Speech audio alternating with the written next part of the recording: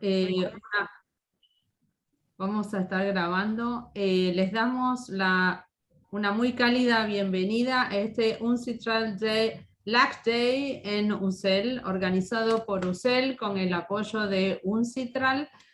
Es un honor para nosotros ser parte de esta agenda de UNCITRAL, organizando este evento desde UCEL, la Universidad del Centro Educativo Latinoamericano en Rosario, Argentina. Primeramente, le voy a dar la palabra al señor decano de la Facultad de Derecho de la Universidad del Centro Educativo Latinoamericano, el doctor Efraín Torres. ¿Qué tal? Bueno, buenas tardes a todos, mucho gusto. Quiero realmente felicitarlos por esta actividad. Yo lamentablemente no puedo quedarme, simplemente quería saludarlos porque como estamos ya en época de cierre de la actividad académica regular, andamos tomando exámenes y cargando en el sistema toda la actividad de este cuatrimestre. Así que bueno, discúlpenme, simplemente bueno, quería saludarlos, felicitarlos y desearles lo mejor para esta actividad. Así que bueno, me están esperando los alumnos. Muchas gracias. Los dejo. Mucha suerte y bueno, y a que no vea, bueno, ya por la altura del año, felices fiestas y buenas vacaciones también corresponde. Ya entramos en eso. Muy bien. Hasta luego. Hasta Adiós. luego. En tiempo de Adviento.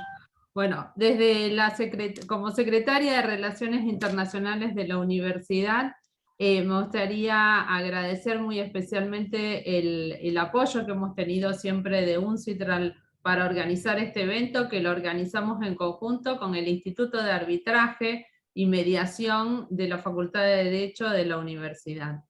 Y para dar, digamos, cuenta de la esencia de este evento, le voy a ceder la palabra a la doctora Marianela Bruno Poliero, misma de UNCITRAL, oficial de UNCITRAL, que siempre nos ha acompañado tan amablemente en estas jornadas. Buenas tardes a todos y todas. Desde acá les digo buenas noches, donde está ubicada las oficinas de la Secretaría de la CENUDMI UNCITRAL, que estamos en Viena, Austria.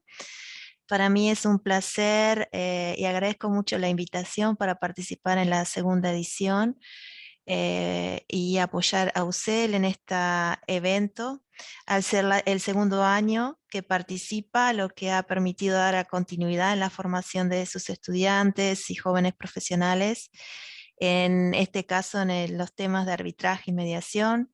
Agradezco al señor decano que se hizo unos momentos en una agenda tan ocupada de la universidad ahora que están cerrando su ciclo lectivo, y también a la Secretaría de Relaciones Internacionales. Con Leticia siempre hemos intercambiado información sobre la organización del UNCITRAL LAC Day y las organizaciones que se unen este año, el Woman Way, el Instituto de Arbitraje y Mediación, y también la PCA, que nos va a acompañar en este evento.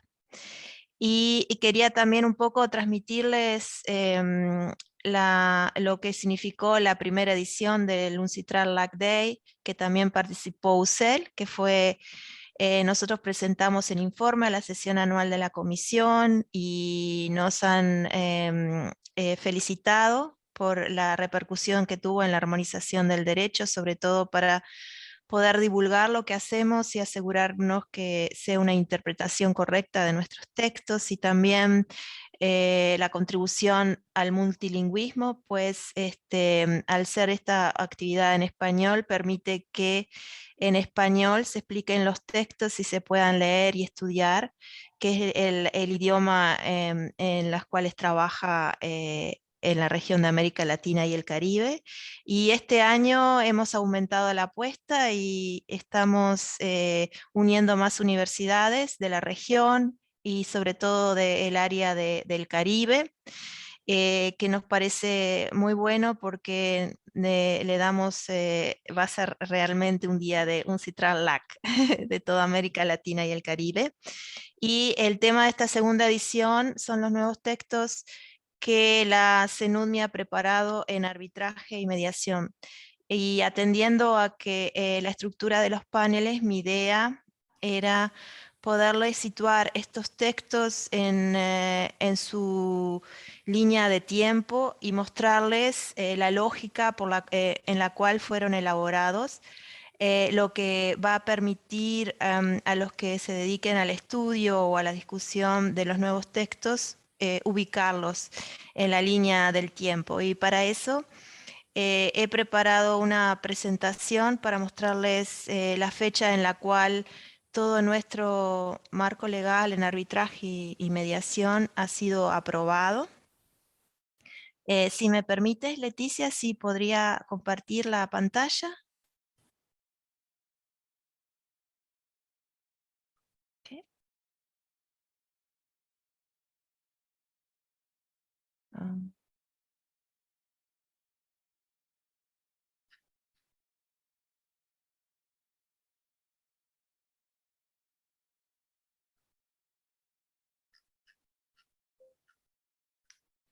Bueno, quería comenzar diciendo que toda esta historia comenzó cuando a la CENUDMI UNCITRAL se le encomendó realizar una promoción de la Convención de Nueva York sobre el reconocimiento y la ejecución de las sentencias arbitrales extranjeras en 1958. En aquella época el arbitraje no era muy común como un medio alternativo de solución de controversias y se necesitaban leyes homogéneas para poder avanzar, y es un impulso la Convención de la Comunidad de Negocios que predata la existencia, el establecimiento de la CENUDMI. Y luego de ellos, a la comisión, al encargarse la tarea de promover la convención, se fueron desarrollando una serie de textos que permitieron que el arbitraje evolucionara y se expandiera.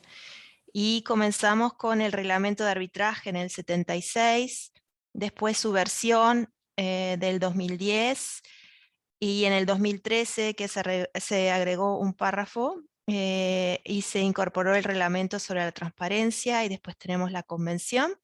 Tanto el reglamento como la convención fueron objeto de la primera edición del UNCITRAL LAC Day, en la que también participó UCEL, perdón, y se permitió consultar el archivo de la información publicada, que es una base de datos que tenemos en nuestra página web, y analizar los casos que ahí están publicados, que yo los invito a consultar. Y como ven ustedes, en el ámbito del arbitraje, comenzamos con una convención que no fue elaborada por UNCITRAL, pero UNCITRAL la promovió. Y después comenzó por la elaboración de un reglamento, que son normas contractuales, leyes modelos sobre arbitraje comercial, que en el caso de Argentina, la última versión fue incorporada a su ley nacional. Y en esa forma se fueron desarrollando todos los textos sobre arbitraje internacional. Y en el caso de conciliación, si nosotros lo comparamos en la línea del tiempo, la evolución fue un poco diferente, porque conciliación y mediación para arbitraje, para la CENUDMI, son sinónimos. Y se comenzó en 1980 con la creación de una norma contractual, que es el reglamento de conciliación.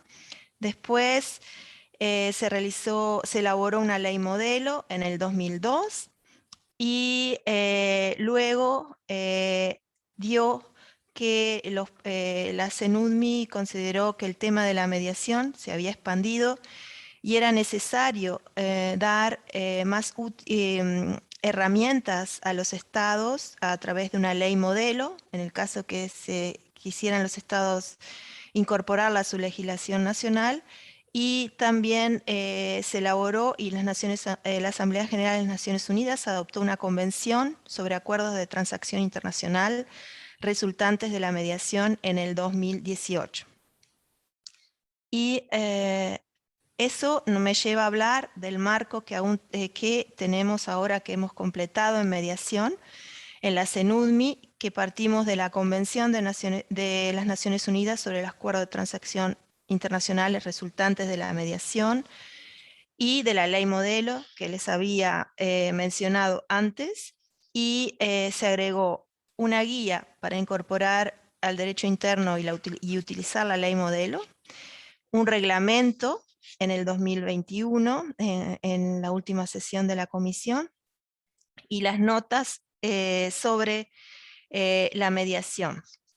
Como ustedes saben, la Convención de Singapur, que llamamos la Convención de las Naciones Unidas sobre los Acuerdos Internacionales resultantes de la mediación, tiene un nombre un poco largo, por eso le llamamos la Convención de Singapur, ya ha sido firmada por 55 países.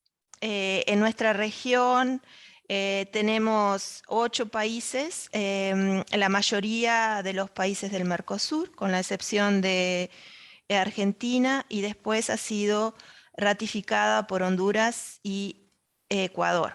Y en estas actividades del UNCITRAL LAC Day también nos han informado que hay varios países que ya están modificando su legislación nacional, como es en el caso de México y en el caso de Ecuador, que ratificó la convención y en agosto de este año aprobó una ley para incorporarla a su derecho interno. Esto es lo que decimos que por eso tenemos un marco completo de mediación, porque tenemos una convención, una ley modelo y normas contractuales, que son el reglamento, y instrumentos explicativos, que son las guías y las notas. Y también para mostrarle el apoyo que ha recibido de la comunidad empresarial, tenemos en nuestra región las recomendaciones del Encuentro Empresarial de Andorra, que consideran la importancia de la mediación como un método para resolver controversias.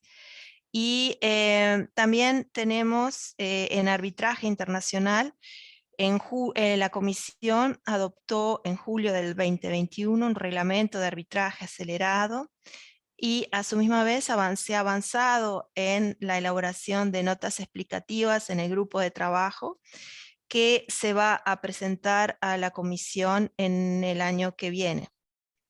Y todos estos textos son de mucha importancia también en esta situación que estamos viviendo en respuesta a la pandemia, porque se considera que ofrecen soluciones adecuadas, simples, que pueden ser usadas para empresas medianas y pequeñas, y sobre todo la mediación se destaca como un método no contencioso de solución de controversias de una forma rápida. Y bueno, y con esto termino. No quería tomar mucho tiempo de mi presentación, solo ofrecerles un panorama general de los textos que hemos aprobado. Muchas gracias.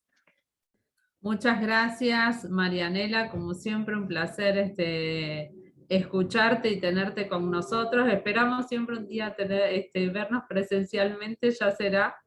Pero bueno, agradecemos el esfuerzo también por la diferencia horaria, así que muchísimas gracias y sobre todo por el apoyo para hacer esta jornada.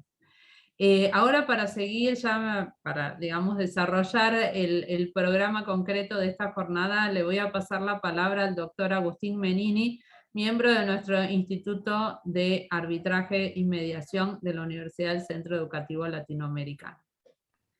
Y les aviso que en el chat había puesto los links para el discurso de la secretaria de UNCITRAL y para los documentos que mencionó también Marianela. Por favor, Agustín. Perfecto. Muchísimas gracias, Leticia. Muchas gracias. Nos pone muy contentos desde el Instituto poder brindar este espacio para desarrollar estas jornadas con UNCITRAL. Ya es nuestra segunda participación en estos eventos, y nos resulta muy grato, y no tenemos más que palabras de agradecimiento desde este espacio y también desde la universidad, como ya se venía mencionando. En esta ocasión voy a estar moderando esta jornada del día de hoy, conjuntamente con Lucero García, ¿sí? Lucero García, ella es abogada por la Universidad Peruana de Ciencias Aplicadas. Ella actualmente trabaja en el área de resolución de controversias del estudio Checopar, asociado a Baker y McKenzie International. Es profesora adjunta del curso de arbitraje de la Pontificia Universidad Católica del Perú. También trabajó en la comisión especial que representa al Estado peruano en controversias internacionales de inversión del Ministerio de Economía y Finanzas. También fue oradora, ha sido oradora del equipo que obtuvo el primer lugar en la 8ª Competencia Internacional de Arbitraje Comercial, que se organizó por la Universidad de Buenos Aires y la Universidad del Rosario, y en la 8ª Competencia Internacional de Arbitraje y Derecho Mercantil, organizada por la Universidad Carlos III de Madrid y CENUDMI. Lucero me va a estar acompañando, ¿sí?, en la moderación a mí, y conjuntamente con ella vamos a ir presentando en esta oportunidad a todos los expositores e introduciendo los temas que en el día de hoy se van a ir desarrollando.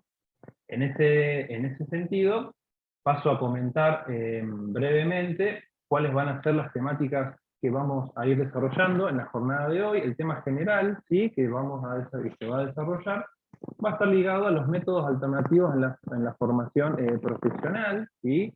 Como primer tema se propone abordar la importancia en la formación en métodos alternativos de resolución de conflictos para jóvenes profesionales, y cuáles son las ventajas prácticas que pueden aportar la mediación y el arbitraje en la resolución de conflictos, ¿sí? Estas dos propuestas temáticas van a estar desarrolladas por los doctores, por el doctor Roque Caivano y por la doctora Verónica Sandler. El doctor, paso a presentar brevemente al doctor Roque Caivano. Él es abogado y procurador por la Universidad de Buenos Aires, es doctor en Ciencias Jurídicas por la Universidad de El Salvador, se desempeña profesionalmente como gerente de legales de la Cámara Arbitral de la Bolsa de Comercio de Buenos Aires. Además, en la práctica profesional independiente se focaliza en cuestiones civiles y comerciales con especialización en mediación y arbitraje. Actúa como árbitro independiente en arbitrajes locales o internacionales, institucionales o ad hoc. Integra asimismo las listas de árbitros de diversas entidades, como ser el Centro de Conciliación y Arbitraje de la Cámara de Comercio Argentino-Brasilera de San Pablo, en Brasil, el Centro de Arbitraje y Mediación de la Cámara de Comercio de Santiago de Chile, en Chile, el Centro de Arbitraje de la Unión Industrial Argentina, el Centro de Arbitraje de la Cámara de Comercio de Lima, Perú, y del Colegio de Abogados de la Ciudad de Buenos Aires. Actualmente es director de la Diplomatura en Arbitraje de la Universidad Austral, y es investigador principal de la Fundación JUS de La Plata. Es un referente claramente en la materia, ¿sí?, que nos toca hoy en día desarrollar. Es director del programa de entrenamiento preparatorio para la participación de los alumnos de la Universidad de Buenos Aires en la competencia sobre arbitraje comercial internacional William Beath, que se lleva a cabo en Viena, y en la competencia sobre arbitraje de inversiones, Moot Competition. Es responsable a cargo de la organización de la primera edición de la competencia internacional de arbitraje instituida por la Facultad de Derecho de la Universidad de Buenos Aires. Es presidente del comité organizador de la segunda edición de dicha competencia y de la tercera edición de Bogotá. Y además, ha escrito y participado en la redacción de numerosos artículos de doctrina y libros relacionados a la materia, ¿sí?, en lo que es la competencia a nivel nacional e internacional. Vamos a contar asimismo con la participación de la doctora Verónica Sandler en estas temáticas. La doctora Sandler se graduó en la Universidad de Buenos Aires y cuenta con un posgrado de Dirección de Entretenimiento y Medios en la Universidad de Palermo. Actualmente se encuentra desarrollando su doctorado en la Universidad Austral, es cofundadora y directora del Woman Way in Arbitration Latam, desde donde junto con María Inés Corra, Sandra González y otras muchas mujeres trabajan para el desarrollo y representación equitativa de las mujeres de la región en la práctica arbitral internacional. Es representante regional por Latinoamérica del Grupo de Árbitros Jóvenes de la Cámara de Comercio Internacional, es fundadora y miembro del Comité Ejecutivo del Woman Way in Arbitration Latinoamérica. Es profesora de grado y posgrado en la Universidad de Buenos Aires, en la Universidad Argentina de la Empresa, en la Universidad Torcuato Di Tella y en la Universidad Austral. Además, es coordinadora académica de la Diplomatura de Arbitraje en la Universidad Austral. La doctora Sandler posee asimismo una gran práctica en intervenciones nacionales e internacionales sobre arbitraje, derecho internacional público y derecho de los medios de comunicación. La doctora Sandler posee también una vasta trayectoria como entrenadora académica del equipo de la UBA en la competencia Foreign Direct Investment Moot Competition, organizada por el Center of International Legal Studies de Australia, Suffolk University, Estados Unidos, y demás, por ejemplo, como mencionar también el King's College University de Reino Unido, logrando notables resultados con los equipos participantes. Es asimismo autora y coautora de varios artículos sobre arbitraje. Frecuentemente participa como expositora en seminarios, conferencias y jornadas de arbitraje comercial y de inversión. ¿Sí? Como para hacerles una biografía resumida, ¿sí?, de los expositores que veníamos expresando en este momento. Como les decía, el doctor Caivano y la doctora Sandler nos van a poner en temática sobre estos puntos que había dicho al principio, sobre la importancia en la formación de métodos alternativos de resolución de conflictos y las ventajas prácticas que pueden aportar en la mediación y el arbitraje en esta resolución, como un primer tema, ¿sí?, propuesto para desarrollar. Pasando a una segunda etapa de la jornada del día de hoy, nos van a acompañar en la disertación la doctora María Inés Corral y el doctor Julián, que no lo veo conectado, me parece, Julián Bordayá. ¿Sí? La doctora María Inés Corral es abogada, graduada en la Facultad de Derecho de la Universidad Nacional de La Plata, obtuvo una maestría en Derecho Administrativo en la Facultad de Derecho de la Universidad Austral, es cofundadora y directora del Woman Way in Arbitration Latinoamérica, desde donde junto con la doctora Sandra González y otras, muchas mujeres también, desarrollan y representan, justamente trabajan en el desarrollo y representación, ¿sí?, equitativa de las mujeres de la región en la práctica arbitral. También es presidenta de la Comisión de Arbitraje del ICC Argentina y miembro del Board y Secretaría General de la Asociación Latinoamericana de Arbitraje, entre otros roles. Es asimismo la doctora Corrá, profesora de arbitraje y mediación en la carrera de Derecho de la Universidad Torcuato Di Tella, profesora de Derecho Administrativo en la Universidad de Buenos Aires, y de Regulación Económica en el Máster de Derecho Administrativo Económico en la Universidad Católica Argentina. Ha recibido numerosas distinciones de las prestigiosas publicaciones internacionales, entre ellas, como mencioné alguna, The Most Inspiring Women in Law in Latin America en el 2003. Finalmente, como cuarto disertante del día de hoy, vamos a contar con el doctor Julián Bordayá, quien es egresado por la Universidad de Buenos Aires. En 2017 obtuvo su LLM en International Dispute Settlement, el MIT, por la Universidad de Ginebra, graduándose summa cum laude. Desde entonces trabaja como consejero legal de la Corte Permanente de Arbitraje y está a cargo de la oficina de la CPA en Buenos Aires. Actúa frecuentemente como secretario de tribunales en arbitrajes de inversión y arbitrajes comerciales. Asimismo, asiste al secretario general de la CPA en su rol como autoridad nominadora. Por otro lado, Julián forma parte de la delegación que representa a la CPA en UNCITRAL y participa activamente de los grupos de trabajo número 2, incluyendo en la redacción del reglamento de arbitraje abreviado, y número 3, actualmente trabajando en la reforma del sistema de solución de controversias entre inversionistas y estados. Antes de trabajar en la CPA, Julián trabajó en distintos despachos, en particular fue asociado senior de Baker & McKenzie en la oficina de Buenos Aires, y trabajó como Foreign Trainee en el Departamento de Arbitraje Internacional de la LIB en Ginebra. ¿Sí? Ellos nos van justamente, tanto la doctora Corrá como Julián, nos van a introducir un poco en esta segunda temática de la formación profesional con una mirada en la diversidad y los métodos de resolución de conflictos acelerados, en especial lo que es el arbitraje y una mención relacionada a la mediación. Y por último, como tercer eje de la jornada del día de hoy, se van a hacer unas referencias sobre proyectos académicos y trabajos de distintas instituciones que trabajan, que colaboran en la formación de jóvenes profesionales en materia de arbitraje. ¿Sí? Ahí va a ser mención de los talleres de UNCITRAL y se van a hacer algunas reflexiones en relación a esta temática. ¿Sí? En este sentido, ahora voy a cederle la palabra a Lucero, quien va a continuar a delegarme en la moderación para comenzar un poco a introducir las temáticas que brevemente intenté exponerles en este resumen que les hice del día de hoy. Lucero. Muchas gracias, Agustín, y creo que con toda esta presentación ya podemos pasar al fondo del evento de hoy. No sin antes saludarlos, buenos días, buenas tardes a todos los que nos acompañan, dependiendo desde dónde nos vean.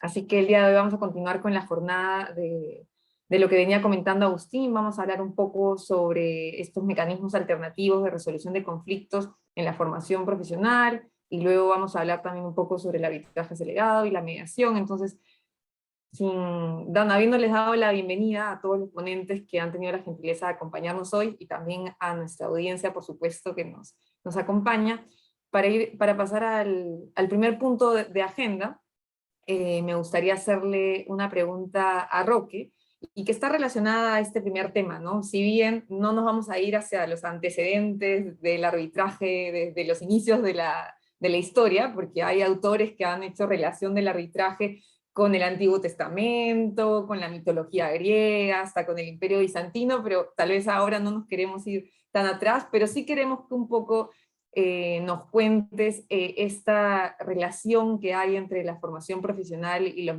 mecanismos alternativos de resolución de controversias, y es cómo se ha ido manejando y cómo ha evolucionado hasta el día de hoy, y cuáles han sido los avances, ¿no? Creo que va a ser muy interesante para todos los que nos acompañan conocer un poco cuál ha sido esta evolución, y conocer hasta dónde nos ha llevado este renacimiento del arbitraje y de estos mecanismos que tanto se hablan el día de hoy.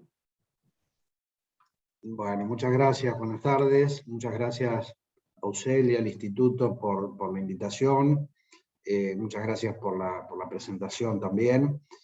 Y efectivamente, sin llegar a los orígenes remotos del arbitraje, todos sabemos que el arbitraje nació prácticamente desde que hubo conflictos, aún en sus formas más rudimentarias, pero en los últimos años y el reflotar del arbitraje creo que tuvo mucho que ver con el trabajo de UNCITRAL. Si uno mira los dos grandes hitos históricos que ha tenido el arbitraje en los últimos 100 años, han sido producto de la iniciativa básicamente de la CCI y de UNCITRAL. Por un lado, la Convención de Nueva York del 58, y por otro lado la ley modelo de UNCITRAL, y todas los posteriores trabajos que ha hecho UNCITRAL para modernizar y actualizar tanto la ley modelo como el propio reglamento. Pero creo que sin restarle mucho mérito a la Convención de Nueva York, que es reconocidamente uno de los hitos históricos a partir de los cuales el arbitraje reflotó en el mundo, la ley modelo fue un quiebre cultural, porque en primer lugar fue un modelo de ley universalmente aceptado. Uno puede encontrar aceptaciones de la ley modelo en culturas jurídicas completamente distintas, por mencionar las que tenemos más cerca. Los países del civil law y los países del common law por igual han adoptado textos, si no literales, al menos muy apegados a la ley modelo en cuanto a la actuación de sus legislaciones, y uno puede mirar la región para darse cuenta cómo desde los años 90 para acá fue actualizando y modernizando su legislación sobre arbitraje, tomando siempre como base la ley modelo, desde Chile, que la adoptó a libro cerrado, digamos, en su texto literal,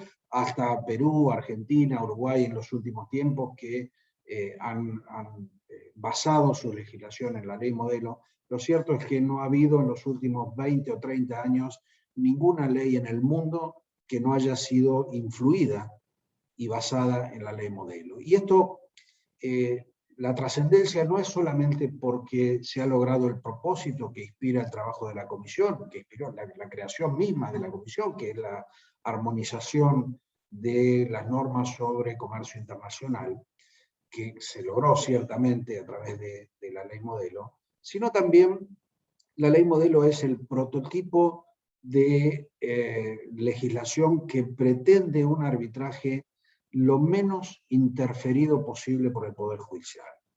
Cuando se habla de autonomía del arbitraje, se habla de la posibilidad que el arbitraje tiene de desarrollarse completamente sin necesidad del auxilio o del soporte o del control del Poder Judicial.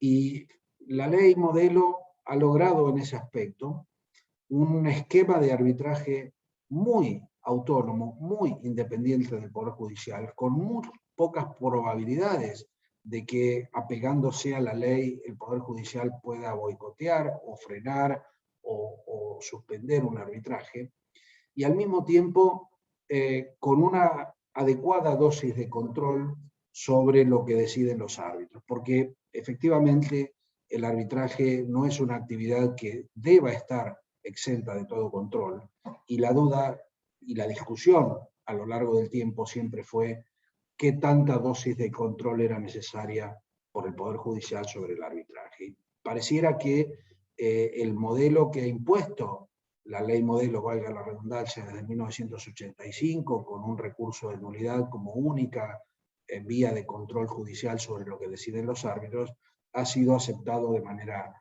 universal. Esto, por un lado, en cuanto a lo que ha significado el trabajo de un CITRAL en el desarrollo del arbitraje. Pero también el esfuerzo ha sido muy grande en materia de cambio cultural, de concientización de los futuros abogados, de los usuarios y hasta de los jueces. En primer lugar, las universidades históricamente no habían dado mayor importancia al desarrollo del arbitraje. Mi generación y mucho más las generaciones que me precedieron pasaron por la universidad sin haber escuchado siquiera la existencia del arbitraje. A lo sumo eran algunos pocos temas perdidos en algún programa de alguna materia que no se alcanzaba a desarrollar, y que aunque se desarrollara, lo hacía de manera fragmentaria y de una manera poco práctica, sin mostrar claramente el potencial que el arbitraje tenía como modo de resolución de conflictos. A mediados de los 90, por lo menos en la Argentina, se empieza tímidamente a integrar los programas de estudio, tanto en grado como en posgrado, con materias vinculadas a la resolución de conflictos. Principalmente a la mediación, porque era en el momento el boom que había llegado a la Argentina de la mano de la idea de instalar una instancia de mediación prejudicial obligatoria, y esto generó un notable cambio cultural acerca de la posibilidad de que cualquier conflicto pudiese ser resuelto o pudiese intentar resolverse a través de un método distinto del procedimiento judicial. En aquel momento bastaba lo que finalmente se produjo, que fue que los abogados lograran entender que el proceso judicial no era la única vía para resolver un conflicto, que había otras, mejores, peores, un poco más complicadas, un poco más sencillas, más caras, más baratas, pero que finalmente existían otros medios y era posible explorar si esos medios eran o no convenientes, eran o no apropiados para el caso.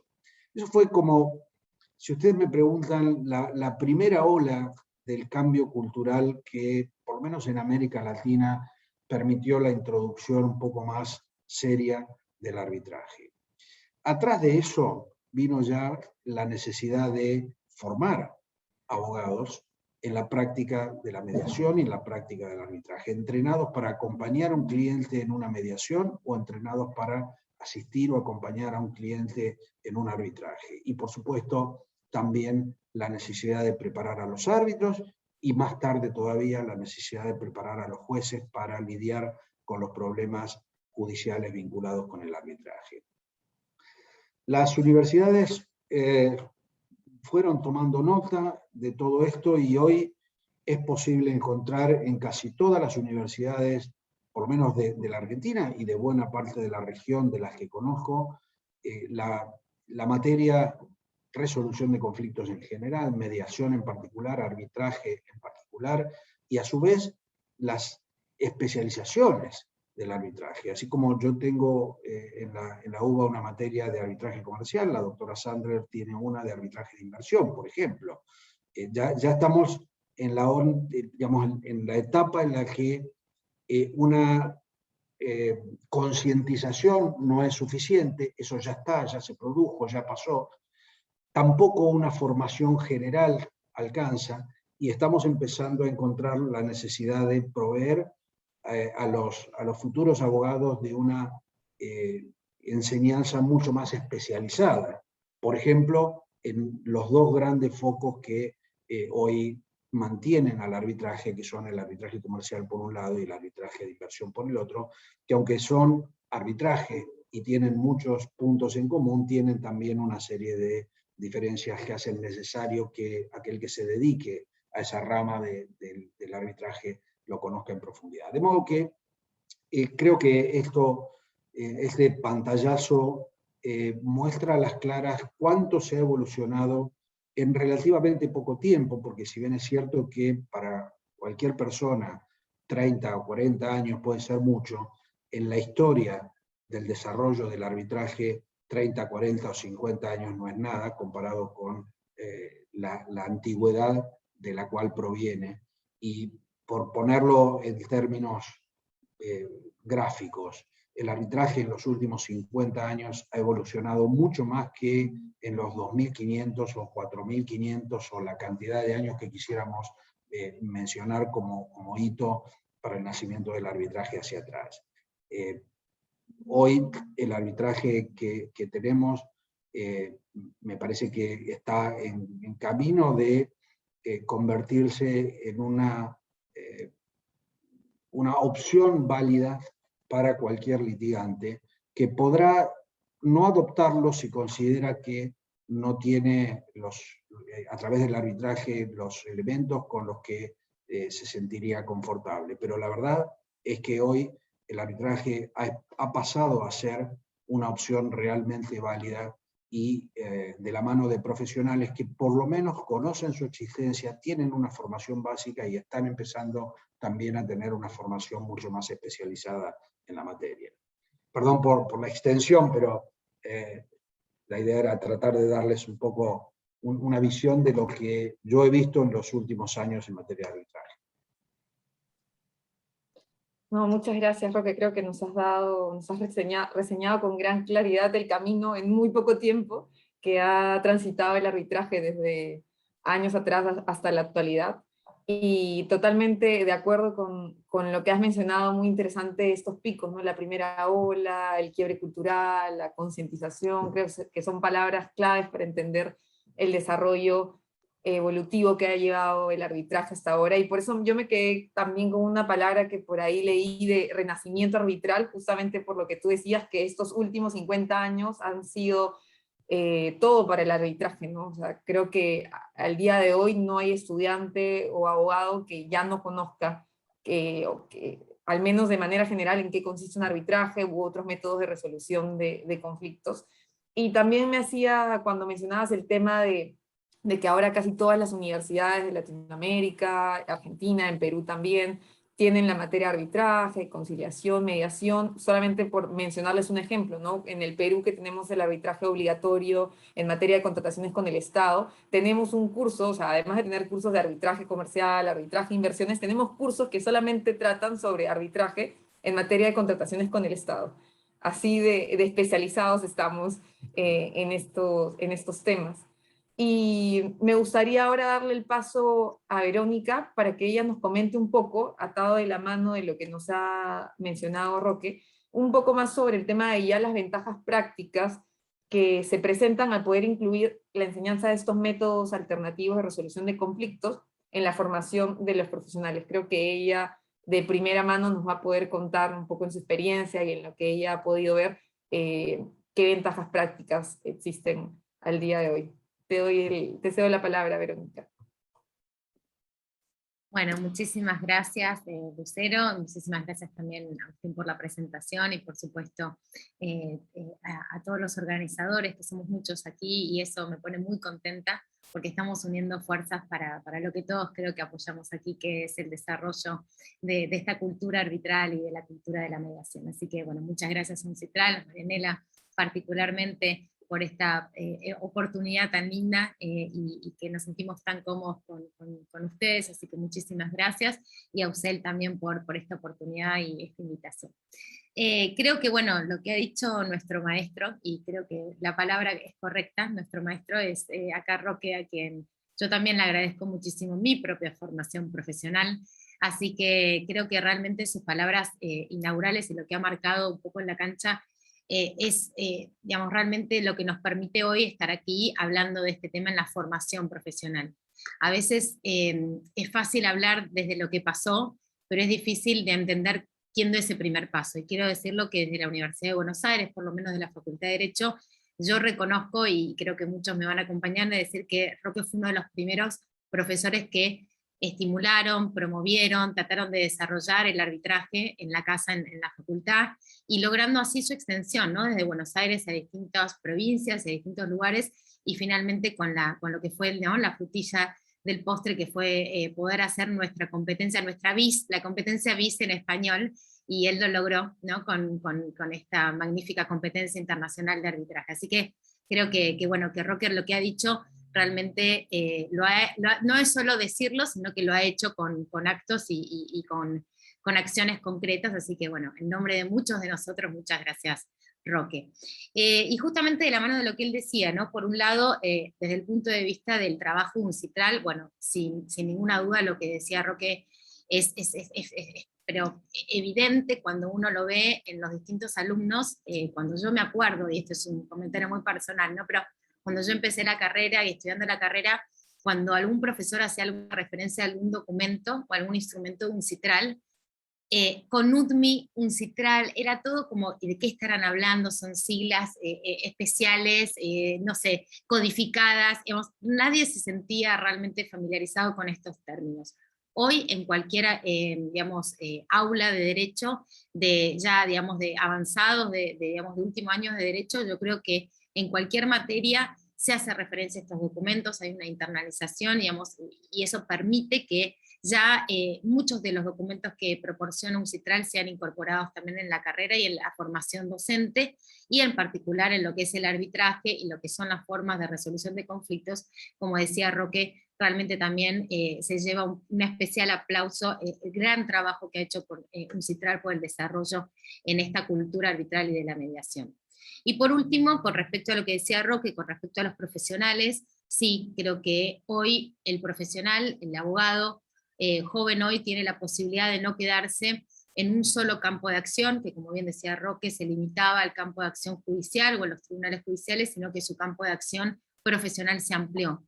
notoriamente. Y hoy la manera de resolver conflictos no se limita entonces a esa esfera judicial, sino que también puede resolver conflictos desde otros ángulos, como es la mediación, la negociación, ¿sí? Y medios que al principio parecían ser poco desarrollados, pero hoy se ha visto cómo es un arte, cómo es una ciencia, en algunos puntos el desarrollo de estas técnicas, elementos de cada uno de estos métodos, lo que hace, como decía Lucero recién también, la especialización del conocimiento también y el enriquecimiento de estos métodos de resolución de conflictos. Así que, sin ninguna duda, todos los profesionales bajo esta mirada o este campo más amplio en la forma de encarar la resolución de un conflicto, no limitada solamente a los tribunales judiciales o al método judicial, creo que nos ha enriquecido a todos y ha ampliado este campo. Yendo puntualmente a lo que me decía Lucero, es decir, bueno, ¿qué ventajas trae para estos profesionales estas formas de resolución de conflictos? Y quizás el debate es muy amplio y el tiempo que tenemos es muy acotado, con lo cual me parece que en base a la experiencia que tengo y lo que, digamos, un poco la gente que nos acompaña, los participantes que están aquí y los profesores que están con nosotros, creo que nos va a ser mucho más fácil ir tratando de llevar estas ventajas dentro de lo que para nosotros es más familiar en cuanto a modos o maneras en las cuales las distintas formas de resolución de conflictos pueden ser explicadas, pueden ser llevadas a lo que son los estudiantes o los alumnos de las carreras de Derecho. Hay distintas formas de aprender, por supuesto, millones de maneras, ¿no? Pero evidentemente hay una que yo creo hacer foco en este momento, que tiene que ver con las formas de educación por medio de los moot court o los tribunales ficticios, o la simulación de tribunales en español, que sería este sistema de moot court traído desde lo que es la práctica del common law y desarrollado primero en España y luego finalmente en Latinoamérica.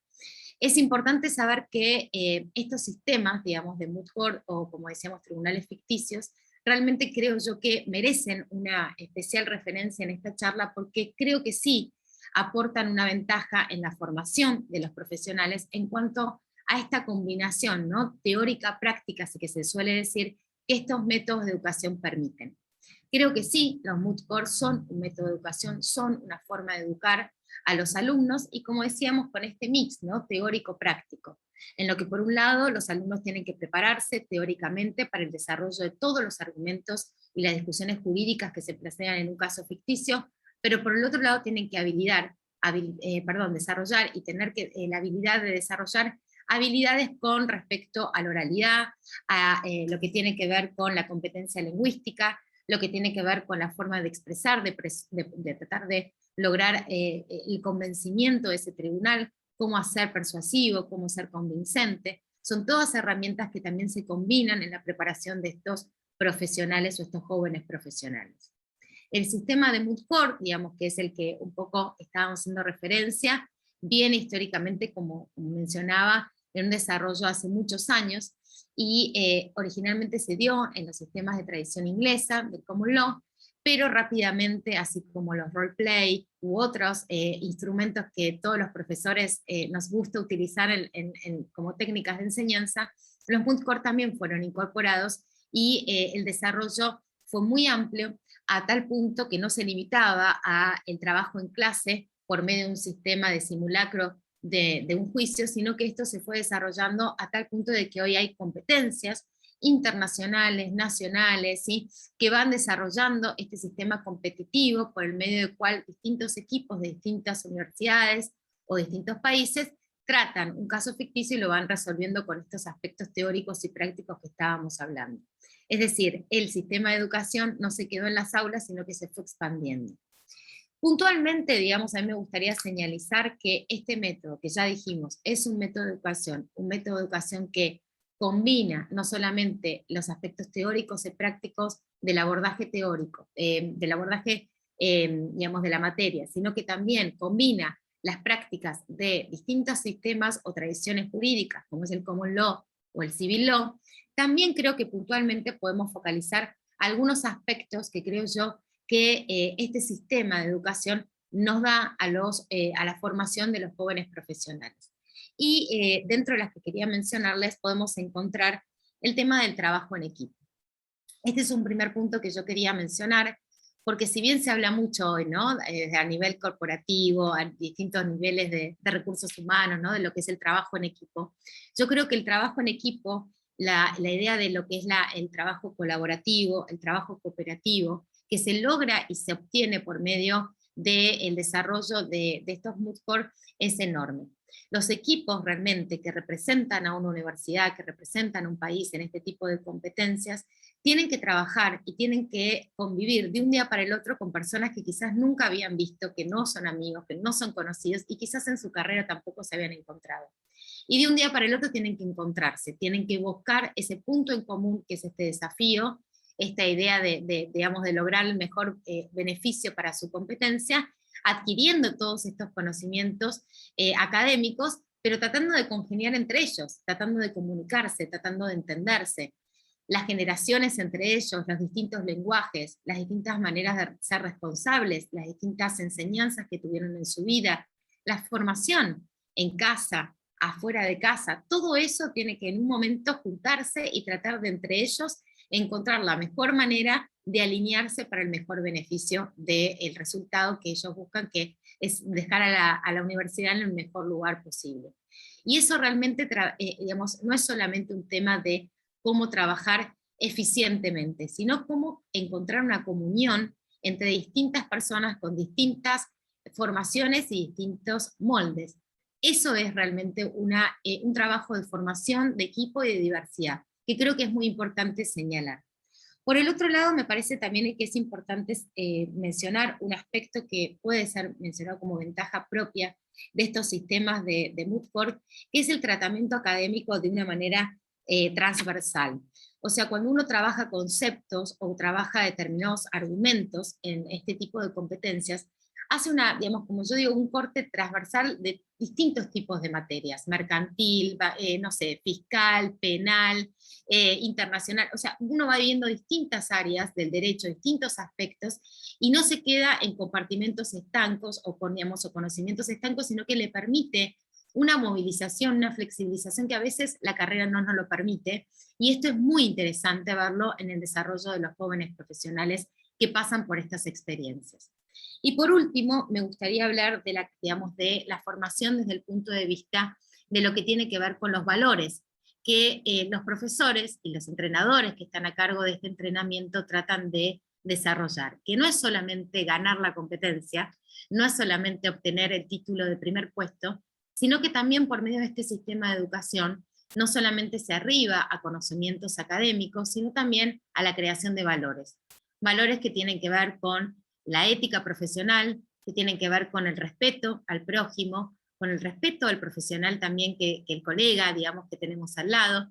Me parece que también es una oportunidad, no solamente de limitarse a lo académico, sino también a la formación, digamos, de alguna manera de la persona, de ese profesional que va el día de mañana a estar actuando en el desarrollo de nuestra profesión que tanto nos enaltece.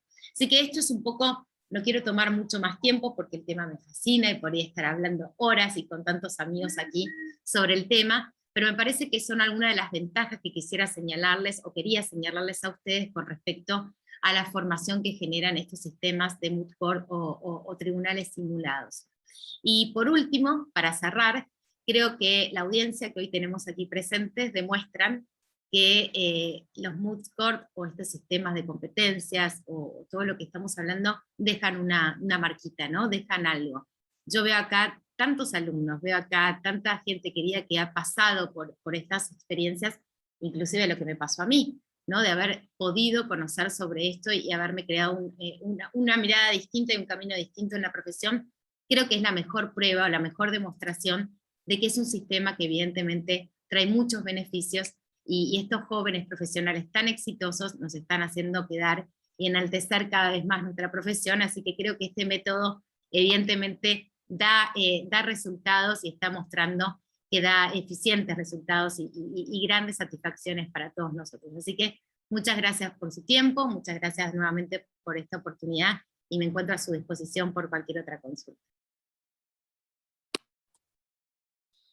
Muchas gracias, Verónica. Creo que has encapsulado de una manera mágica un montón de información y yo coincido contigo, he tenido la experiencia de los MOOCs y para mí hay un antes y un después de la competencia, ¿no? Para mí la competencia fue ese suceso en mi vida que me dijo, a esto me quiero dedicarme al arbitraje. Y creo que justamente cuando estudias en la universidad los cursos y los ves de manera teórica, pero lo que la competencia te permite es vivirlo de una manera práctica, que a veces ni siquiera trabajando en un estudio, trabajando en una empresa, lo puedes vivir, ¿no? Porque todavía no estás en esas ligas, por decirlo de esa manera, pero la competencia te da esa posibilidad de sentirte que ya estás en las ligas mayores y tener la posibilidad de vivirlo en carne propia. Ya sea que te vayas a dedicar al arbitraje o no, yo creo que es una experiencia maravillosa, así que si alguien de la audiencia todavía no se ha animado a participar, creo que todos los que estamos aquí presentes los invitaríamos con mucho gusto a que lo hagan. Y un mensaje que nos diste que creo que me da pase a poder tocar el siguiente tema que tenemos en agenda, es justamente esto que mencionabas de que también hay que no solamente trabajar en equipo, sino que a veces te encuentras con personas con las que nunca has trabajado, conocido, personas con distintas formaciones, culturas, moldes, y también añadimos el tema de los valores, y creo que cae perfecto y encaja muy bien con el tema que vamos a tocar ahorita, que está relacionado con la diversidad. Precisamente me hace acordar a una encuesta que se publicó allá por el 2017, que ya suena como, ya pasó hace mucho tiempo, pero han sido hace ya 5 años, una encuesta que justamente era sobre diversidad, que nos hablaba sobre la diversidad en el arbitraje internacional y un poco que medía en dónde estábamos, ¿no? Medía un poco la temperatura del escenario arbitral en ese momento. Y justamente la fotografía que nos dio esta encuesta es que estábamos un poco lejos todavía de alcanzar la diversidad en cuestiones de género, nacionalidad, edad, entre otras cuestiones. Y bueno, ahora analizando, eso ha sido hace 5 años y viendo cómo nos encontramos ahora, yo sí tengo la impresión, y ya me dirán ustedes si coinciden o no, yo creería que sí, que han habido grandes pasos en ese camino hacia la diversidad, ¿no? Hacia un arbitraje más inclusivo, más diverso, y en diversos escenarios, ya sea con la presencia femenina, que este mismo panel lo revela, que hay mucha más presencia femenina en tribunales arbitrales, en abogados de parte, en otras posiciones relacionadas a los métodos de resolución de controversias, también con relación a las asociaciones. Hay muchas más asociaciones relacionadas al tema de diversidad, al tema de jóvenes participando en arbitrajes, en eventos, y en muchas otras plataformas que nos ofrecen esos mecanismos. Entonces, me gustaría justamente con relación a este tema preguntarle a Marinés. Hola Marinés, ¿cómo estás? ¿Cómo debería enfocarse la formación profesional teniendo en consideración justamente esta perspectiva de diversidad e inclusión? Y con esta breve introducción te cedo la palabra, Marinés. Muchísimas gracias, Lucero. Bueno, por supuesto, agradezco a los organizadores, a Ucel, a Unicitral, Manuela, Verónica y todos los que han estado en la organización de este evento. Muchas gracias por invitarme. En general, me gusta mucho participar en conferencias donde uno puede transmitir un poquito ideas y convicciones. Debo confesar que las que más me gustan son las que tienen que ver con la formación, con el desarrollo, con aquello que uno pretende siempre mejorar, ¿no? Esto es un poco el trabajo que a una cierta altura uno siente la necesidad de hacer, no solo observar y en todo caso practicar, sino también poner energías para el mejoramiento de la práctica y de la formación profesional. Bueno, tomo esta instancia y esta invitación como un granito de arena en esa dirección. Sí, no pudo haber, Verónica, hecho una mejor entrada para el tema de la diversidad que hablar de los valores, ¿no? De los valores en nuestra práctica y en general en la formación profesional. Entonces, antes de hablar del cómo, que era tu pregunta, empezamos confirmando o tratando de consensuar el por qué, ¿no? El por qué trabajar y una perspectiva de diversidad en la formación profesional. Y eso nos lleva a conversar nuevamente sobre el valor de la diversidad y entender si consideramos que es un valor intangible, un valor como tantos otros que compartimos, el de la diversidad. Hoy la conversación, la discusión incluso sobre la diversidad ha llegado a una cierta maduración, gracias a Dios, enhorabuena, que nos permite decir, sí, esto es un valor, la diversidad es un valor. Si es un valor, entra dentro de la formación profesional, en realidad entra dentro de la formación, entra dentro de la educación que le damos a nuestra sociedad, ¿sí? Entonces, sí, desde esa plataforma empezamos a considerar qué hacemos, qué podemos hacer para mejorar la enseñanza de este valor, ¿sí? De este valor de la diversidad, pero asumiéndolo como tal. ¿Y por qué lo asumimos? Porque también a veces uno habla medio en abstracto y queda ahí la idea, bueno, la tenemos que asumir como no. La diversidad sin ninguna duda nos lleva a trabajar por la diversidad, y cuando hablamos de la diversidad estamos hablando de todos los aspectos, género, edad, geografía, en un ámbito de práctica internacional sin ninguna duda, etnia, origen y posición social. Hay muchos aspectos que quedan comprendidos en la diversidad y en la inclusión. Podríamos hablar de diversidad e inclusión, que de algún modo nos lleva a un ámbito más, o un concepto un poco más amplio. Pero así como esto tiene, sin ninguna duda, atraviesa un aspecto de ética, sin ninguna duda, e incluso de legitimidad y de sustentabilidad en el desarrollo de las prácticas, también tiene un aspecto de valor, va agregado, de valor que añade al mejoramiento de la práctica. Y esto en ocasiones queda como por afuera, o no queda tan en el centro, y a mí me gusta empezar a hablar de esto. ¿Qué aporta la diversidad? Es un valor. Lo trabajamos. Tiene que ver con aspectos éticos. Por eso trabajamos este valor como tantos otros. Pero además, ¿qué aporta en la práctica? Cosas tangibles. Y ya hay estudios respecto de lo que aporta la diversidad a la práctica. Antes de empezar a cómo hacemos esto, empecemos a entender por qué lo hacemos. Y aporta innovación, y aporta creatividad, y aporta calidad, porque permite abrirse y recibir otras perspectivas. No hay cambios, no hay innovación si no se abre a nuevas ideas, a nuevas miradas, ¿sí? Y esto lo aporta la diversidad, sin ninguna duda lo aporta la diversidad. También aporta productividad, porque incluimos más talentos, más profesionales capacitados, ¿sí? Sin sesgos que de algún modo vayan dejándolos en el camino, porque esto es lo que la falta de diversidad produce, un flujo de pérdida de talentos, por no atraerlos, retenerlos y desarrollarlos adecuadamente.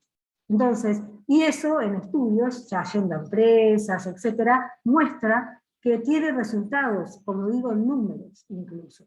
Entonces, parto de esta base para entender que si vale la pena trabajar para la diversidad es porque realmente esto es un valor, y un valor intangible, ético, y un valor en resultados también. En resultados en cuanto a mejoramiento, en nuestro caso, de la práctica profesional. Dicho eso, la pregunta era sobre cómo trabajar la diversidad y los aspectos o las perspectivas de diversidad en la formación profesional. Y antes nuevamente de hablar de distintas posibles acciones, me gustaría también hablar de qué entendemos por formación profesional. Sin ninguna duda, la formación profesional comienza en las etapas académicas, ¿sí? en los centros de estudio, pero no acaba allí. La formación profesional continúa luego de recibir un título, durante el desarrollo de nuestra carrera. Por lo tanto, cuando hablamos de diversidad y de distintas acciones que favorecen la diversidad en la formación profesional, hablamos de centros de estudio y cómo favorecer esta diversidad y este trabajo por la diversidad en los centros de estudio, universitarios y otros centros especializados, como también en el desarrollo de carrera, una vez obtenido el título. Y esto ya comprende otros espacios, como son los estudios jurídicos, que forman sin ninguna duda a los profesionales, las organizaciones donde se insertan profesionales cumpliendo distintos roles, las empresas, la judicatura, y otros espacios y organizaciones que están interactuando en lo que hace a lo que vamos a decir, ya enfocados en nuestro ámbito, el desarrollo de la profesión legal. Entonces, segundo gran eje. Cuando hablamos de formación profesional, no hablamos solo, aunque por supuesto empezamos, y es muy importante, la etapa de formación académica, y lo que pueda seguir incluso, porque no acaba con un título, sino también en todos los otros espacios donde los profesionales en el derecho nos desarrollamos y hacemos, completamos y seguimos realizando nuestra formación profesional. Entonces, todos estos espacios a la vez deben ser trabajados. Y lo digo ante todo, porque si alguno se descoloca o es solo un esfuerzo individual de una sola organización o de una sola organización de las que interactúa, vamos a quedar a mitad de camino, ¿sí? Porque vamos a empezar con algo muy bueno, pero que probablemente después no tiene espacios para concretar los objetivos. Entonces, todos estos espacios deben ser trabajados al mismo tiempo porque todos colaboran en la formación profesional. Que seguimos desarrollándolo, porque Roque Caivano, como yo, como Verónica y todos los que estamos acá, seguimos aprendiendo a la medida que nos hemos dedicado, casi todos los que estamos presentes, también a formar. Entonces, esto continúa. Y bueno, entonces, dicho eso, ¿cómo hacemos? ¿Cómo hacemos? Ya se han empezado los esfuerzos, yo diría no hay reglas únicas, pero sí algunas ideas que me gustaría compartir, dejarlas en la mesa y en todo caso se ayudan a conversar aquí y si no, a seguir pensando. La realidad es que cuando vamos al ámbito académico, a las universidades, y ya nos focalizamos en Latinoamérica, y probablemente lo que uno más tiene a mano, que es lo más cercano, pero no difiere demasiado, y vamos a los estudios, y vamos a estudios jurídicos, y vamos a las empresas, y vamos al sistema judicial, que es donde nos engarzamos de algún modo en el desarrollo de nuestra profesión, vamos a encontrar que, primero, si tomamos a mujeres jóvenes desde ya en la etapa de educación de la universidad, pero si tomamos a mujeres vamos a encontrar el 60% de mujeres, más o menos en promedio, que se reciben en las facultades de Derecho y Ciencias Sociales en general, pero de Derecho en particular. Este es el número hoy de mujeres que se reciben, ¿sí? Si vamos a los estudios jurídicos vamos a encontrar que entre el 60 y el 70% de los medianos y grandes estudios jurídicos son mujeres, por ejemplo. Por supuesto son todos jóvenes, descarto esa condición, ¿sí? De los que se inician. Y si vamos a otras organizaciones vamos a poder encontrar algo similar, donde empiezan a necesitarse un trabajo positivo, consciente, sobre diversidad y para la diversidad. Cuando vamos ascendiendo en la escalera, ¿sí? Y entonces encontramos ya lo que es una carrera académica y profesores titulares o adjuntos, y ahí ya el número se reduce. Tomando un estudio de hace 2 o 3 años, la UBA tenía alrededor más del 60%, 65% de esos espacios eran ocupados por hombres, por dar un ejemplo. Por supuesto, jóvenes, esto se reduce probablemente aún más. Si vamos a los estudios jurídicos, entre el 4% en Argentina y el 25% son mujeres las partners, o sea, las socias, ¿sí? Hablamos de diagnóstico, me gusta siempre hablar de datos duros porque si no es como que hablamos demasiado en abstracto y es bueno encontrarnos con la plataforma dura sobre la cual actuamos. Si vamos a la justicia, vamos a encontrar que también se va achicando la escalera, hay muchas mujeres en la justicia, pero se va achicando la escalera y los espacios cuando llegamos a instancias de cámaras de apelación y de Corte Suprema. Corte Suprema 20%, pero esto se generaliza en América Latina. Bueno, en Argentina justo hoy hay una baja, con lo cual la cosa, pero no vamos a tomar la foto tan actual, pero en los rangos estamos en eso. Entonces hay que trabajar, hay espacio para trabajar en la diversidad, sí. Lucero hablaba de una estadística en la práctica profesional, perdón, en la práctica arbitral, que mostraba que se había empezado a mejorar hace 5 años, pero que todavía hay había una brecha. Existe, Lucero, la brecha, y también es tan correcto decir eso como que en los últimos 5 años hubo un avance bastante fuerte y evidente, pero todavía insuficiente, ¿sí? Porque estamos hablando más o menos en promedio un 20-25% en un promedio internacional importante. Algunos marcan para arriba, otros bastante para abajo, pero estamos hablando de eso. Hablar de un 25%, si hablamos, por ejemplo, de género, pero podemos tomar de otros, necesitamos estadísticas para esto, ¿sí? Es hablar de un 75%, digamos, de desbalance. Entonces, hay un trabajo que ya se empezó a hacer, hay un mayor convencimiento sobre los beneficios de trabajar por la diversidad, que es a donde yo apunto siempre a que los tengamos presentes. Hay un trabajo positivo que va para adelante, pero que todavía necesita que sigamos pensando estas acciones que tienen que ver con el cómo de la pregunta original. Entonces, cuando vamos al cómo, y ya para tirar estas ideas digo, trabajemos. Universidad. Si vemos que este es el diagnóstico, pareciera, yo pongo aquí algunos elementos que, por un lado, los programas de enseñanza, como integran otros valores, tienen que integrar este también, que hasta ahora no se ha visto como algo tan evidente o tan necesario. También integrar este valor. ¿Cómo hacerlo? Hay muchos aspectos. Se pueden hacer, que hoy hay workshops, charlas de sensibilización, todas estas son muy importantes. En la práctica yo creo que debería pasarse de la sensibilización a trabajos, digamos, y a herramientas más permanentes en la educación académica, y que no queden solo en charlas de sensibilización, ¿sí? Hoy se trabaja en lo que serían las personas claves, entonces, los profesores titulares, los profesores adjuntos, los claustros, los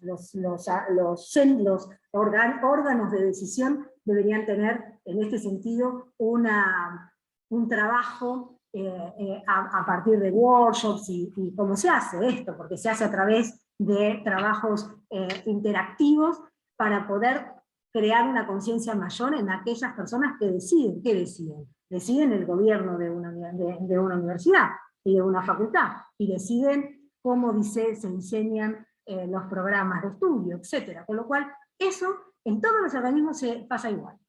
Esto sí es importante, porque todavía necesitamos trabajar sobre estos aspectos que en definitiva son, o pudieron ser, o han sido barreras ya trabajadas, conocidas, pero que en definitiva, y es bueno, les digo, es bueno, cualquiera que hace estos workshops, estos espacios interactivos para entender y concientizar, se da cuenta que sale con algo bueno, que sale con algo que abrió su mente y tiene algo para mejorar. Entonces, esto me parece esencial. Y people, así como le decimos, hay en todas las organizaciones. Universidad, estudios jurídicos, empresas, centros, como vino Julián, me da el pie para decir centros arbitrales. Este trabajo es muy importante. Esto, uno que espera que mejore el resultado el resultado, efectivamente, en términos de diversidad, en todo lo que es carrera académica, en todo lo que es desarrollo de carrera, en las distintas organizaciones de las que estamos hablando. Y para esto nos formamos, y nos formamos a través de estas herramientas. Los centros arbitrales, sin ninguna duda, tienen otro espacio. Antes de que llegara Julián estaba diciendo que para hablar de diversidad no podemos focalizarlo, y la formación en diversidad, en un solo centro, centros universitarios o estudios jurídicos, sino que tiene que ser un trabajo que se da transversalmente al mismo tiempo en los distintos organismos y entidades que interactúan en el desarrollo de nuestra práctica en particular y de la práctica profesional en general. Y incluyo en esto estudios jurídicos que son tan importantes en la formación, la misma tarea tienen respecto del desarrollo de carrera dentro de sus ámbitos, ¿sí? La misma tarea tienen en el desarrollo de carrera. trabajar estos aspectos desde el vamos, digamos, desde la base, para que luego este desarrollo se pueda dar para todos, con oportunidades iguales, porque recordemos que la diversidad lo que hace es dar espacios y oportunidades de inclusión y de incorporación en una práctica o en una organización. Y finalmente no quisiera dejar de destacar la importancia que tienen las organizaciones creadas para trabajar y colaborar en todo lo que hace a la diversidad, que lo que hacen, y acá verán que yo podemos dar alguna idea de esto, pero porque nos hemos abocado en parte de nuestro espacio a hacer esto, lo que hacen las organizaciones es colaborar, ser instrumentos útiles para que en los ámbitos universitarios, en las firmas jurídicas, en los centros arbitrales, en las distintas organizaciones que participan en el desarrollo de nuestra práctica, puedan tener herramientas y socios, si se quiere, que ayudan y colaboran a encontrar espacios, cómo lograr esa mayor diversidad y cómo formar en esa diversidad. Eso es lo que hacemos y lo que hacen en sinergia las organizaciones que trabajan para esto. No levantan banderas así para hacer una cosa, sino lo que hacen es trabajar para ser canal, ¿sí?, de colaboración en el esfuerzo que cada una de estas organizaciones tiene que hacer, y vale la pena que hagan para lograr esto, el mejoramiento de la práctica a partir de lograr introducir en el desarrollo de esta práctica profesionales con la diversidad que tiene la propia sociedad, con sus talentos, y desarrollar y permitir que desarrollen estos talentos.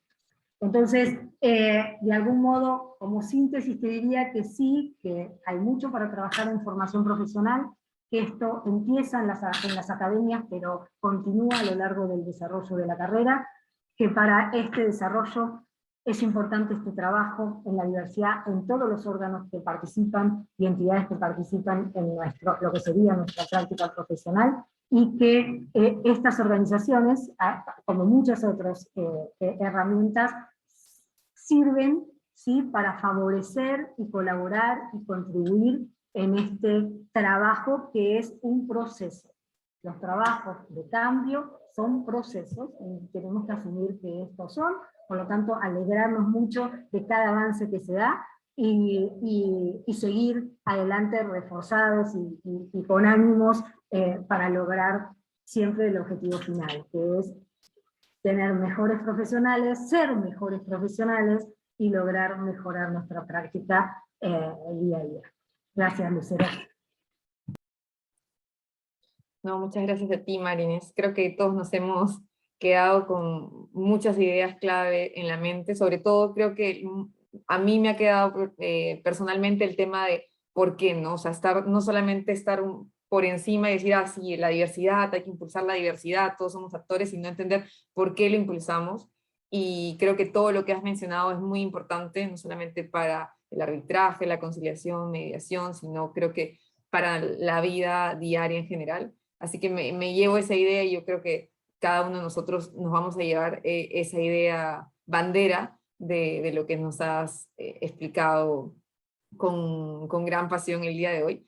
Y también creo que me lleva a recordar esta frase que una vez dijo la profesora Gabrielle Kaufman, que decía que el arbitraje no puede ser el método global de solución de controversias si el arbitraje en sí mismo no es inclusivo y diverso, ¿no? Entonces creo que ese debe ser el camino, y aquí estamos todos los actores, y vamos en ese proceso, así que te agradezco mucho. Y creo que ahora vamos a pasar a un tema que también es tan interesante, tal vez no sé si tan apasionante como el tema de la diversidad, pero sí muy interesante, que es el tema del arbitraje acelerado. Y seguramente habrán escuchado del arbitraje acelerado como un procedimiento que es un procedimiento más sencillo, más simplificado, y que permite a las partes, si es que lo pactan, ahorrar en tiempo y en costos. Y justamente nos acompaña Julián, que él ha participado del grupo de trabajo 2 de UNCITRAL, donde justamente han estado discutiendo sobre el arbitraje acelerado. Así que, ¿quién mejor que Julián para que nos comente un poco sobre los cambios que se han llevado a cabo, sobre este nuevo reglamento que de UNCITRAL sobre arbitraje acelerado. Y sí, Julián, si nos comentas un poco sobre los cambios, los principales cambios, y también sobre, personalmente, creo que me gustaría escuchar mucho tus apreciaciones sobre en qué tipos de controversias o para qué tipos de casos las partes deberían pactar un arbitraje acelerado. Te cedo la palabra. Muchas gracias. Bueno, Lucero, muchísimas gracias por la introducción. Y antes que nada me gustaría agradecerle a los organizadores. La verdad que me parece fantástico poder lograr un evento de este tipo, combinar todas las sinergias que se generan con estas organizaciones y además tener el placer de poder compartir el panel con viejos amigos y colegas. Así que muchísimas gracias. Bueno, brevemente ya hiciste una introducción, ¿no? Pero la figura del arbitraje acelerado representa un proceso arbitral optimizado, más simple, que básicamente tiene plazos más cortos y ello permite resolver controversias de manera más rápida y generalmente económica. Entre otras cosas, las características más importantes es que los casos se deciden con árbitro único y no a través de un tribunal colegiado, que es tal vez lo que estamos más acostumbrados en el arbitraje. El tener un árbitro único, por supuesto, ahorra tiempo en la constitución del tribunal y también ahorra costos en el sentido de que no tenemos honorarios de 3 árbitros, sino solo uno. Suele haber solo una ronda de escritos. Hoy por hoy en el arbitraje es muy tradicional tener una doble ronda. En arbitraje acelerado en general vamos a tener una. Y no es infrecuente decidir el caso sin necesidad de celebrar una audiencia. Y por el otro lado, y tal vez esto es un aspecto muy importante, se suele establecer un plazo bastante ambicioso para dictar el laudo. Entonces no son solo las partes las que tienen que andar un poco presionadas, sino también el tribunal. Y en el caso del reglamento de arbitraje acelerado UNCITRAL, lo que diseñó el grupo de trabajo es un sistema en el cual dentro de los 6 meses de constituido el tribunal, uno debería tener un laudo. Pero sin perjuicio de todo eso y de todas estas ventajas que lo hacen muy atractivo y muy acorde a ciertas controversias, la realidad es que al mismo tiempo ofrece un balance adecuado entre la eficiencia procesal y al mismo tiempo el respeto al debido proceso y las garantías procesales. Pero bueno, eso es como un pantallazo general del reglamento, pero a mí me parece importante destacar un poco cómo es que se llegó a la culminación de este reglamento, y para eso es importante repasar un poco cómo funciona UNCITRAL, ¿no? La importancia que tienen los documentos que produce y más que nada el proceso mediante cual llega a producir estos documentos. Si tuviera que destacar 3 cosas del reglamento UNCITRAL, en primer lugar sería eso, el proceso mediante el cual fueron creadas. En segundo, su aplicación universal y el valor pedagógico que tienen. Y el tercero, el hecho de que están diseñadas para culminar con un laudo dentro de los 6 meses. Pero vamos a arrancar un poco respecto del proceso y creo que me animaría a decir que tiene relación con lo que charlábamos antes de poder tener más diversidad en el arbitraje y democratizarlo un poquito más. La realidad es que para aquellos que no están familiarizados con cómo funcionan los grupos de trabajo UNCITRAL, por un lado tenemos los representantes de los estados, todos los estados que son estados miembros de las Naciones Unidas pueden tener la oportunidad de tener un representante allí. Las representaciones estatales se hacen por un lado con los funcionarios públicos, pero por el otro suelen tener colaboradores que son especialistas en la materia. Entonces, cuando se discutía el reglamento de transparencia en arbitraje de inversión, uno veía especialistas en arbitraje de inversión. Cuando se discute el reglamento de, por ejemplo, la ley modelo, especialistas en arbitraje comercial, internacional, y en el caso de arbitraje acelerado, uno tenía por un lado los representantes estatales con sus expertos que los aconsejan, pero por el otro lado hay un montón de observadores o diferentes stakeholders, como por ejemplo un montón de instituciones arbitrales que tienen muchísima experiencia con el reglamento acelerado. Entonces, a diferencia de otros reglamentos que crean las instituciones arbitrales, sin perjuicio de que seguramente sean excelentes, este proceso es único porque es muy universal, es bien democrático y es el fruto de un intercambio de ideas y opiniones de un grupo de trabajo extremadamente diverso y al mismo tiempo muy capacitado. Además, creo que este reglamento tiene valor agregado, que fue uno de los primeros instrumentos que creó UNCITRAL durante la pandemia, ¿no? Obviamente todos nos hemos visto obligados adaptar la manera en la cual trabajamos, pero si uno piensa históricamente cómo se desarrollaban las discusiones en el seno de Naciones Unidas, era impensado que hoy por hoy estemos manejándolo de esta manera remota, y la verdad es que funciona y funciona muy bien. Entonces, ese es uno de los valores agregados que tiene este reglamento.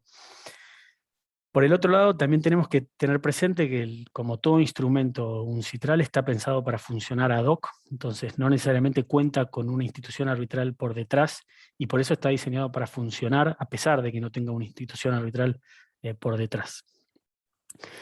Y bueno, y ahora pasando un poco a resumir o detallar un poco las características principales. Por un lado tenemos que decir el ámbito de aplicación y la relación que tiene con el reglamento de arbitraje tradicional. Cuando uno piensa en los arbitrajes acelerados, generalmente en los contextos de arbitrajes institucionales, las instituciones suelen elegir distintos parámetros objetivos que son los que determinan su aplicación. Así, por ejemplo, la CCI tiene un parámetro de $2 millones, entonces si un reclamo es inferior a los $2 millones, automáticamente va al reglamento acelerado. Eso es lo que preveía en su inicio en 2017, y como ha tenido tanto éxito y se ha vuelto tan popular, en la última revisión a las reglas lo elevaron a $3 millones, porque la realidad es que está siendo más utilizado por la comunidad. En UNCITRAL, como no tenemos una institución arbitral por detrás administrándolo, en lugar de ir por el approach de tomar un criterio objetivo, lo que se hizo fue buscar el consentimiento expreso de las partes. Entonces, para que aplique el reglamento de arbitraje acelerado, las partes lo tienen que pactar expresamente en la cláusula arbitral, o lo pueden pactar una vez que ha surgido la controversia. Pero en ambos casos necesitamos un acuerdo expreso. Luego, la realidad es que si uno mira el reglamento, tiene solamente 16 disposiciones, pero está pensado para operar dentro del marco del reglamento tradicional. Entonces hay una footnote en el artículo 1 que explica qué disposiciones del reglamento tradicional continúan aplicando y cuáles se ven desplazadas por el reglamento de arbitraje acelerado. Luego, para poder ganar en eficiencias, tenemos que dentro de los primeros pasos del arbitraje se acortan mucho los plazos. Entonces, tradicionalmente, cuando uno comienza un arbitraje bajo el reglamento tradicional, lo único que tiene que hacer el demandante es presentar una notificación de arbitraje, que suele ser un documento no demasiado complejo, sino más bien genérico y descriptivo, que tiene que reunir ciertos requisitos. Acá, por el contrario, se le exige al demandante que la notificación de arbitraje sea a la vez el memorial de demanda. Entonces comienza el proceso con el primer escrito, que ya es la demanda propiamente dicha. No hay obligación de presentar ahí todas las pruebas, sino que se puede ir haciendo más adelante, pero sí la demanda tiene que estar presentada, y tiene que haber una propuesta de autoridad nominadora, que es una figura importante que ayuda a destrabar ciertos impases procesales, y al mismo tiempo una propuesta respecto del árbitro. A eso se le da 15 días a la demandada para responder. La demandada, al contrario de la demandante, no tiene la obligación de presentar su contestación a la demanda. Esto es porque naturalmente el demandante va a tener más tiempo para prepararlo, pero sí en esa instancia tiene que responder respecto de la autoridad nominadora si es que no se acordó, y el árbitro. Entonces, de esa manera, a los 15 días ya tenemos el memorial de demanda y un posible acuerdo sobre la constitución del tribunal, y si no hay un acuerdo sobre la constitución del tribunal, entonces cualquiera de las partes puede acudir a la autoridad nominadora o a la Corte Permanente de Arbitraje, que tiene un rol específico dentro de este reglamento. En el reglamento tradicional, la Corte Permanente tiene un rol de autoridad designadora, es decir, a falta de acuerdo puede designar una autoridad nominadora o actuar como tal si las partes así se lo piden. Acá lo que se hizo fue, para cortar estos tiempos que son tan importantes en el arbitraje acelerado, se le da la opción a cualquiera de las partes de pedirle a la Corte Permanente que directamente actúe como autoridad nominadora. Entonces, a diferencia del reglamento tradicional, no se requiere acuerdo expreso de ambas partes, sino que basta con que solo una de ellas le pida que actúe como tal, y de esa manera lo va a hacer, y eso va a simplificar el proceso de constitución del tribunal. Obviamente, siempre estamos hablando de un tribunal de árbitro único, entonces eso también ahorra tiempos en el proceso. Luego el reglamento le da unos poderes bastante importantes al tribunal, tiene discreción para poder conducir el proceso de manera eficiente. Y bueno, todo esto culmina con el artículo 16, que fue tal vez una de las disposiciones más discutidas, pero a la vez más importantes en el seno del grupo de trabajo, donde se discutía, bueno, cómo hacer con el tema del plazo del laudo. Cuando uno está operando en un reglamento, en el marco de un arbitraje institucional, y el tribunal necesita más tiempo para dictar el laudo, generalmente le pide una extensión a la institución arbitral.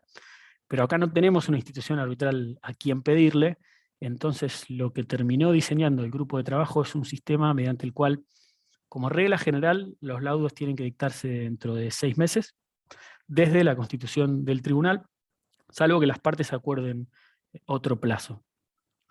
Ahora, el tribunal arbitral puede, en circunstancias excepcionales, luego de invitar a las partes a expresar su opinión, prorrogar ese plazo a 9 meses, y ese debería ser el tiempo final. Si por cualquier motivo el tribunal no se ve en condiciones de cumplir con eso, entonces tiene la potestad de consultar a las partes nuevamente, pero si alguna de las partes objeta a que se vuelva a extender el plazo, entonces directamente deja de aplicarse el reglamento acelerado y pasa a aplicarse el reglamento de arbitraje normal, y por tanto ahí ya no hay plazo. Pero bueno, eso es un poco un pantallazo general del reglamento. Creo que dentro de la importancia que tiene la creación de este reglamento en un mundo como hoy, donde las soluciones más que nunca tienen que ser creativas, más que nunca tienen que ser eficientes, es que da la oportunidad a un universo de usuarios muchísimo más grandes de poder acceder al arbitraje, ¿no? Cuando pensamos en el arbitraje históricamente se pensaba en disputas muy complejas, que involucraban sumas inmensas de dinero, muy sofisticadas, y la realidad es que vemos que eso no necesariamente es así.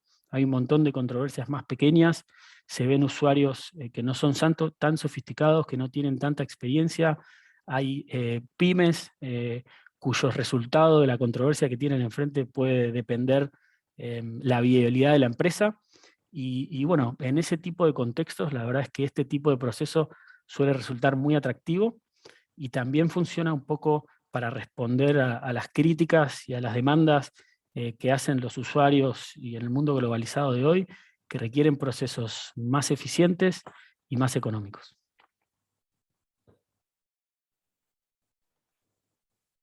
Muchas gracias, Julián. Creo que nos has dado un panorama bastante general, muy completo, del arbitraje acelerado y de lo que hace este grupo de trabajo y de lo que ha venido trabajando durante todo este tiempo para darnos este reglamento tan completo y con estos cambios pensados justamente en todas estas situaciones. Y justamente creo que hablando de eficiencia, uno de los últimos temas que vamos a tocar el día de hoy viene perfecto porque justamente vamos a introducir brevemente el tema de la mediación para estas controversias que justamente, como tú decías, no son tan sofisticadas o se requieren ser resueltas en mucho menos tiempo. Creo que la mediación nos da esa posibilidad, y bueno, creo que todos sabemos que la mediación también puede ser entendido como un método alternativo de solución de controversias, pero en el que se da énfasis no tanto a las posiciones, ¿no? Como tal vez podría ser en el arbitraje, que alguien gana y entonces el otro pierde, ¿no? La mediación es más de formar sinergias para que todas las partes puedan ganar, renunciando a una serie de intereses que tal vez pueda darse. Entonces, en este escenario de la mediación, justamente la Secretaría UNCITRAL ha venido trabajando y ha querido que se actualice el reglamento de conciliación, que data de 1980, entonces creo que viene bien esa actualización, justamente para reflejar las prácticas actuales y para que sea compatible también con otros documentos que se han hecho referencia el día de hoy, ¿no? Como la Convención de Singapur, o como la ley modelo que también trata sobre la mediación. Así que sobre este tema yo le voy a ceder la palabra a Roque para que nos dé también un escenario general sobre este tema y nos dé algunos comentarios sobre este método de resolución de disputas. Muchas gracias, Lucero.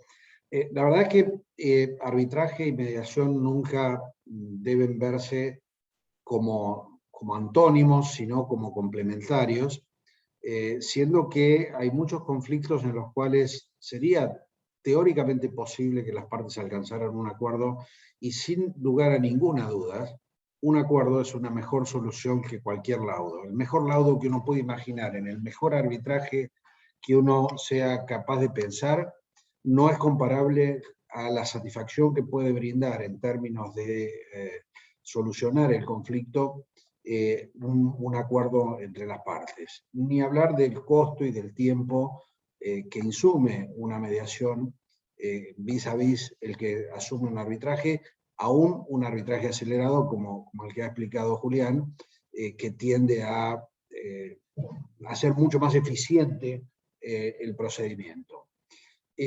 Simplemente la mediación es imbatible en ese sentido, porque deja en manos de las propias partes el control sobre la solución.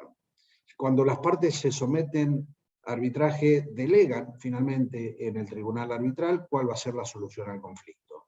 Y se atienen a ella, porque ese es el pacto que han hecho y porque esa es la regla de juego imperante en el arbitraje, la necesidad de subordinarse a las decisiones del tribunal arbitral que las partes están obligadas legal y moralmente a acatar.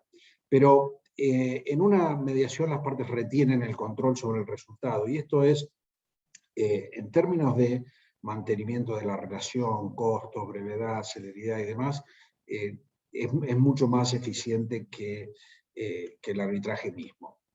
Pero también es cierto que hay muchos conflictos en los cuales no es posible llegar a un acuerdo, y por lo tanto no hay más remedio que acudir a una vía heterocompositiva, entre las cuales recomendamos en materia de comercio internacional el arbitraje como una de las más eficientes, sobre todo comparado con la alternativa que sería el procedimiento judicial.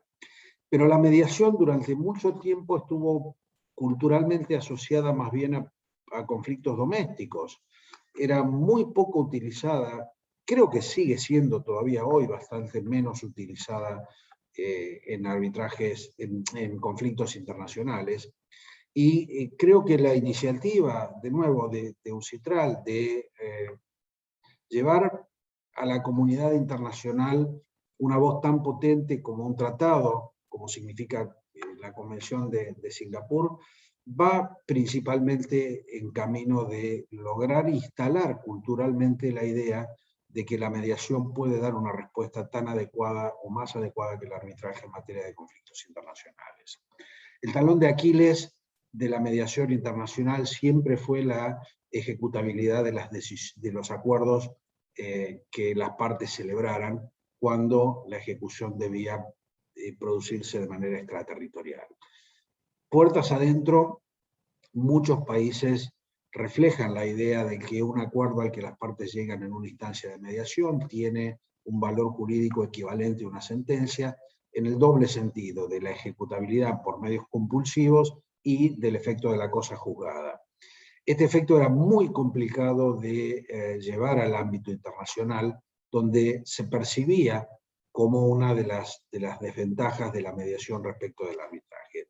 Y la Convención de Singapur, con sus más y sus menos, va en camino o con la intención de lograrlo. Y aparentemente está llegando a los países la cultura de pensar en la mediación como forma de resolver los conflictos internacionales, cuando antes era un ámbito exclusivamente o principalmente reservado al arbitraje.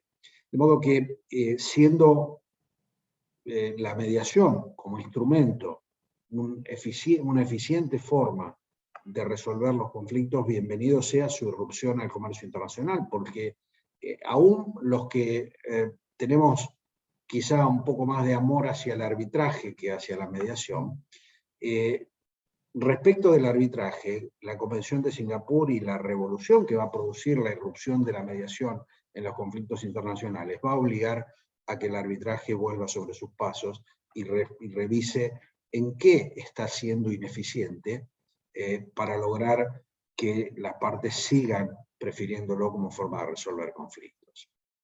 Ese es, como comentario general, lo que me suscita la irrupción de la mediación en el ámbito internacional. Muchas gracias, Roque. Perfecto. No queremos dejar de cerrar este panel sin darle paso al público, por si tienen alguna pregunta, la pueden enviar por el chat. Yo les voy trasladando una pregunta que tenemos de parte de nuestra audiencia a nuestros panelistas, y hace referencia o consulta qué características o cualidades ven en los abogados jóvenes que fueron formados en mecanismos alternativos de resolución de disputas respecto a los abogados de otras generaciones. No sé quién de nuestro panel se anima a esbozar una respuesta para esta pregunta que tiene muchos matices, creo. No sé si Vero o Roque, que tal vez tocaron un poco el tema. Vero. No, bueno, yo en realidad no sabría decir qué es mejor o qué es peor. La verdad que eso sería muy difícil de poder decir. Siempre lo anterior suele decir, no quiero sentirme tan vieja, decir lo viejo es mejor que lo nuevo.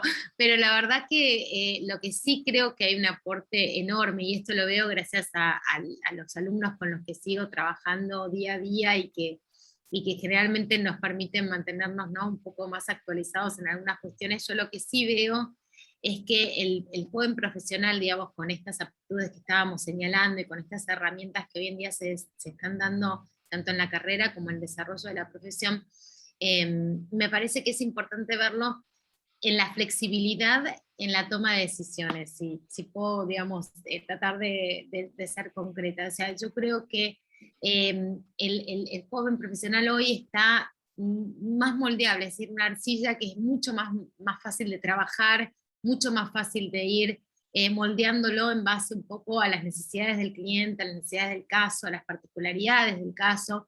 Quizás lo que yo noto es que antes la formación a veces era un poco más estructurada, esa arcilla era más rígida, era menos moldeable, y creo que hoy los jóvenes, me da la sensación, y por ahí me equivoco, pero mi sensación particular es que son mucho más abiertos a incorporar rápidamente nuevas herramientas, ya sean tecnológicas, nuevos razonamientos, nuevas approaches, llegadas de determinados temas, rápidamente cómo encontrar un mapa o una ruta digamos, de desarrollo de los argumentos.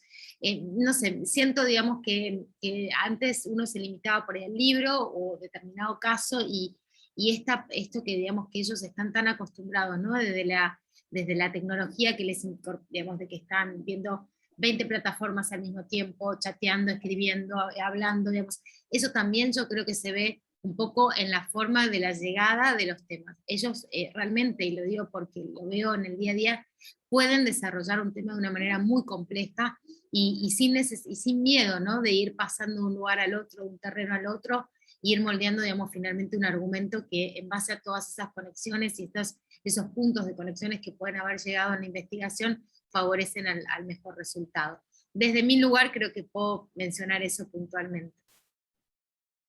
Muchas gracias, Verónica. Ahora le cedo la palabra a María Inés, que veo que tiene la manito levantada. Ya me acostumbré a este método de la manito levantada hace ya 1 año y medio largo que estamos. Gracias, Lucero. Quería aportar, estoy totalmente de acuerdo con Verónica en cuanto a esa apertura que se logra a partir de este trabajo y esa flexibilidad asociada a la apertura. Quisiera agregar 2 elementos también que me parecen que son un valor agregado y que no se veía por ahí décadas atrás. Ya voy a décadas que Roque puede hablar, voy a hacer así, Roque puede hablar mucho más de muchas décadas atrás. No, pero yo también puedo hablar de más de una década seguro. Entonces, ¿qué es lo que veo como 2 grandes aportes?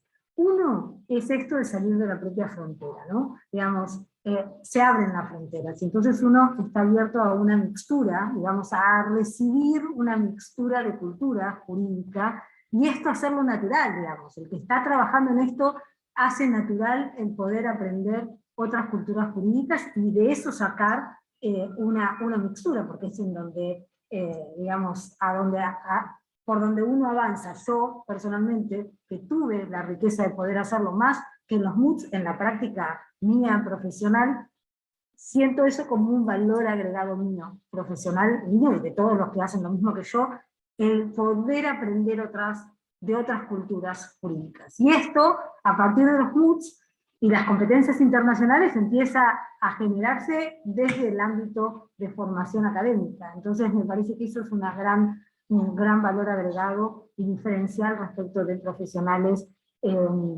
que hacen su práctica en un ámbito nacional y sin tener este acceso que hoy se tiene a partir de la práctica y de los medios. Y lo segundo es que esto genera inquietudes que antes no existían. Y también esto aporta a los jóvenes profesionales tienen inquietudes distintas, muchísimo más, digamos, yo diría con mucho más fuerza, de salirse de lo que estaba, de lo tradicional, para encontrar algo nuevo. Y creo que eso es otra característica de los jóvenes profesionales. Tienen más inquietudes, y eso es muy bueno. No siempre es fácil de conducir, ¿no? Desde el lugar donde cada uno está, pero sí es bueno que se generen inquietudes en el desarrollo profesional y no tener una actitud solo receptiva, ¿sí? Y creo que EdMUT, con su dinámica, que además es trabajo en equipo, y también las estructuras, digamos, que van hacia trabajos similares, con estándares modernos, lo que generan son inquietudes positivas, ¿no? E iniciativa también a partir de estas actitudes que se provocan. Y eso me parece que son las características que tienen las generaciones jóvenes de abogados, que logran tener espacios en estas prácticas, ¿sí? El tener esa mayor iniciativa, mayores inquietudes, y esto siempre aporta. Hablando de la diversidad, ya habíamos hablado hace unos minutos atrás, estas son dos características que yo veo en las jóvenes generaciones. Muchas gracias, María Inés. Y para cerrar pronto la jornada de hoy, no sé si es que Roque, Julián o Marianela tienen algún comentario, palabra final que agregar. Si no hay una manita levantada. Entonces creo que ya podemos dar el cierre a la jornada de hoy. Creo que ha sido muy enriquecedora, hemos hablado un poco de muchos temas, pero se ha dado un panorama específico y bastante especializado de todos los temas que hemos tocado. No me queda más que agradecer a todos los que han participado, a nuestra audiencia, a todas las instituciones que han formado parte de este evento para que se pueda llevar a cabo. Por mi parte, agradecerle a cada uno de los expositores por su participación, por el tiempo, que siempre es uno de los activos más valiosos hoy en día que tenemos, así que lo apreciamos muchísimo. Muchas gracias a Miguel, a Agustín, que ha estado en la comoderación conmigo, así que ahora eso es todo por mi parte, me despido y le cedo la palabra a Agustín para las palabras finales y de cierre. Muchas gracias. Muchas gracias, Lucero. La verdad que me sumo a tus agradecimientos. Estuve leyendo los comentarios de quienes participamos, quizás más como oyentes, de la jornada, y todos muy agradecidos, muy claros los expositores, los temas de muchísima actualidad. Nos queda un pantallazo más que claro de la importancia del arbitraje, de su evolución en el tiempo y de cómo cada vez está más presente en el desarrollo de la profesión, quizás de quienes integramos este mundo jurídico del derecho, y me parece que estos espacios, por lo que estuve reflexionando en la charla de hoy, son los que funcionan como motores de impulso de justamente estos institutos tan valiosos y que tanto aportan al mundo jurídico y al derecho. Así que desde el Instituto de Arbitraje de UCEL no tengo más que palabras de agradecimiento, tanto para los oyentes, como para la comoderación de Lucero, como para los disertantes. La verdad, muchísimas gracias también a UNCITRAL por siempre fomentar y elegirnos nuevamente en este tipo de jornadas. Esperamos que sea el inicio de muchas que se puedan realizar, y esperamos contar también con la participación de ustedes nuevamente, los panelistas, en las próximas actividades que se realicen del Instituto. Desde ya, mis más mayores agradecimientos. Leticia, no sé si querés decir unas palabras. Bueno, simplemente agradecer en nombre de la universidad. Ha sido una jornada, yo me acuerdo en la Secretaría cuando la primera vez recibimos la invitación de UNCITRAL y la preocupación de Marianela era difundir el arbitraje. y creo que cada uno de ustedes, siendo expertos y con esa claridad y facilidad que lo han hecho, creo que han cumplido más que suficiente con ese cometido, han transmitido el entusiasmo y seguramente si hay alumnos, han inspirado a más de uno. Así que da placer cuando uno estudia el derecho escuchar gente como ustedes, profesionales como ustedes, que saben la materia y pueden transmitir la pasión por la misma. Así que muchísimas gracias. Marianela, gracias por quedarte hasta el final. Así que vamos por la tercera edición el año que viene. Muchísimas gracias y sigan los eventos de UNCITRAL que siguen por toda Latinoamérica. Muchísimas gracias. Gracias, muchas gracias. Gracias, muchas gracias por todo.